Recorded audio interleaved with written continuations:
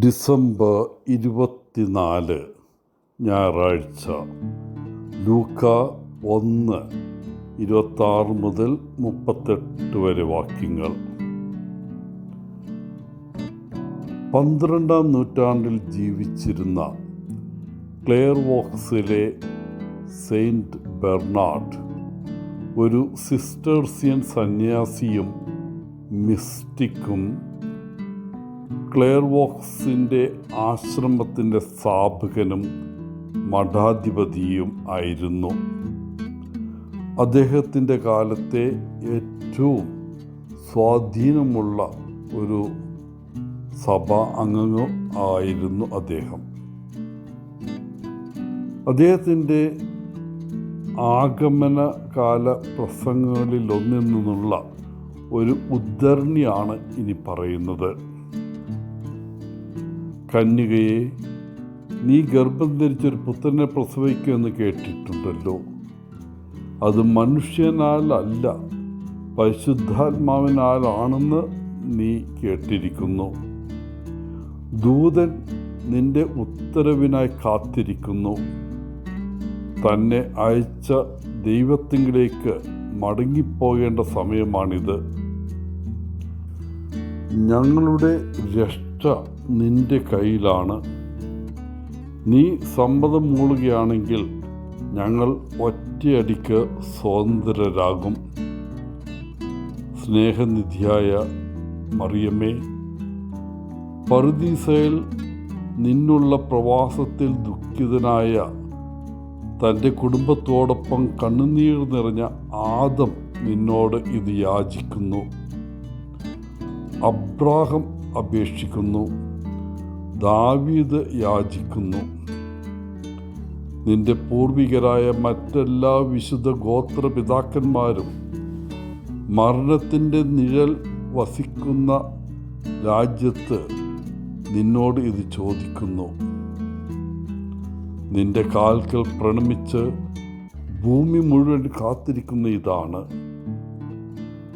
അങ്ങനെ ചെയ്യുന്നത് ശരിയാണ്.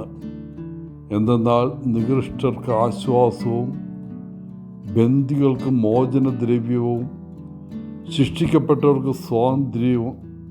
തീർച്ചയായും ആദാമിൻ്റെ എല്ലാ പുത്രന്മാർക്കും നിന്റെ വംശത്തിലെ മുഴുവൻ രക്ഷയും നിന്റെ വചനത്തെ ആശ്രയിച്ചിരിക്കുന്നു. കന്യകയെ, വേഗം ഉത്തരം പറയൂ. മാലാഖയോട് തിടുക്കത്തിൽ മറുപടി പറയുക. അതുവഴി നീ കർത്താവിനാണ് മറുപടി നൽകുന്നത്. ഒരു വാക്കിൽ ഉത്തരം നൽകുക, എന്നിട്ട് ദൈവവചനം സ്വീകരിക്കുക. നീ പറയുന്ന വാക്ക് ദൈവിക വചനം നിന്നിൽ വസിക്കാൻ ഇടവരുത്തും. എന്തുകൊണ്ടാണ് കന്യകയെ നീ വൈകുന്നത്? എന്തിനാണ് നീ ഭയപ്പെടുന്നത്? വിശ്വസിക്കുക, പ്രശംസിക്കുക, സ്വീകരിക്കുക. എളിമയുള്ള നിശബ്ദത സന്തോഷകരമാണെങ്കിലും കർത്തവ്യമായ സംസാരം ഇപ്പോൾ കൂടുതൽ ആവശ്യമാണ്. വാഴ്ത്തപ്പെട്ട കന്യകയെ, നിന്റെ അധരങ്ങളെ സ്തുതിക്കാനായി നിന്റെ ഹൃദയം സൃഷ്ടാവിനോട് നിന്റെ ഹൃദയം തുറക്കുക. നോക്കൂ, എല്ലാ ജനതകളും ആഗ്രഹിക്കുന്നത് നിന്റെ വാതിൽക്കൽ വന്നു നിൽക്കുന്നു. നിന്റെ കാലതാമസം കാരണം അവൻ കടന്നു പോവുകയാണെങ്കിൽ സങ്കടത്തോടെ അവനെ വീണ്ടും നീ അന്വേഷിക്കാൻ തുടങ്ങും. നിന്റെ ആത്മാവ് സ്നേഹിക്കുന്നവനെ. അതുകൊണ്ട് എഴുന്നേൽക്കുക, വേഗം വാതിൽ തുറക്കുക, ഭക്തിയിൽ തിടുക്കം കൂട്ടുക, സ്തുതിയിലും സ്തോത്രത്തിലും നിന്റെ വാതിൽ തുറന്നിടുക.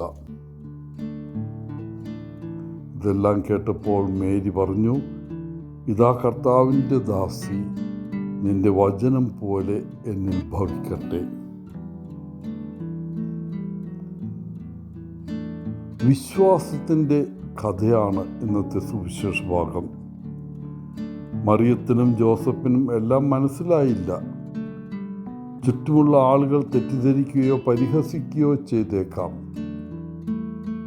എന്നാൽ അവർ തങ്ങളുടെ ജീവിതം മുഴുവൻ ദൈവത്തിന് സമർപ്പിച്ചു.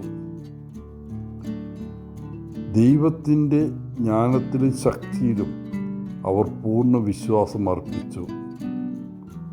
കർത്താവിൻ്റെ ദാസി അല്ലെങ്കിൽ അടിമയാകാൻ മറിയം പ്രത്യേകമായി സ്വയം സമർപ്പിച്ചു. പ്രിയപ്പെട്ടവരെ, മറിയത്തെയും ജോസഫിനെയും പോലെ നമുക്കും ദൈവിക ശക്തിയിൽ പൂർണ്ണ വിശ്വാസം അർപ്പിക്കാം. എല്ലാത്തിൻ്റെയും നിയന്ത്രണം ദൈവത്തിലാണ്.